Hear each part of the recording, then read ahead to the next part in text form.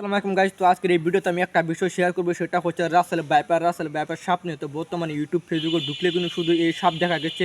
তো এই Russell viper সাপ কিন্তু আমাদের চোখে এখনো পড়ে নাই বা আমাদের জেলা বা গ্রামে কেউ কোনো ক্ষতিগ্রস্ত হয় নাই। এটা শুধু ইউটিউব বা ফেসবুকে ঢুকলেই দেখা যায়। তো এটা আসলে সম্পূর্ণ একটা ভুয়া জিনিস। তো আর যদি এটা সত্য আসলে হয়ে থাকে তো আপনার একটু সতর্ক হয়ে চলাচল করবেন। এটা হচ্ছে আল্লাহ তাআলার এক ধরনের গজব। তো এই যে এর কথা শুনুন, সে কিন্তু অনেক এগুলো পুরনো। মিশা আছে সব। দেখেন এগুলো এইগুলো সব মোবাইলে তোমার কারণে গেলে কি কিছুই না। এগুলো কিছুই না ফিতেই। গাইস আবার বার করে করোনা হয় ইডে ওটা ইঞ্জেকশন দেয় ওইগুলো সব বোয়া।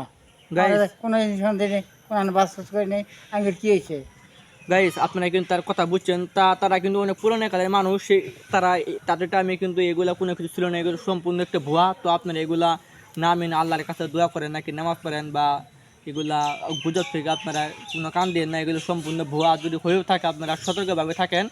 আর এগুলো তো আপনার সবাই চিনেনি। এগুলা কিন্তু আরও প্রাচীনকালের লোক, তারা কিন্তু এই বিষয়ে অনেক কিছু জানে নাকি। হ্যাঁ, এগুলো কিছুই নেই, সব মোবাইলে।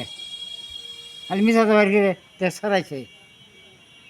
তো গাইস আপনারা সবাই সতর্ক থাকুন, আর এগুলা আপনারা কান দিয়ে না, এগুলা হচ্ছে ভুয়া। যদি ওয়েও থাকে তো সবার সতর্ক পালন করুন। ধন্যবাদ।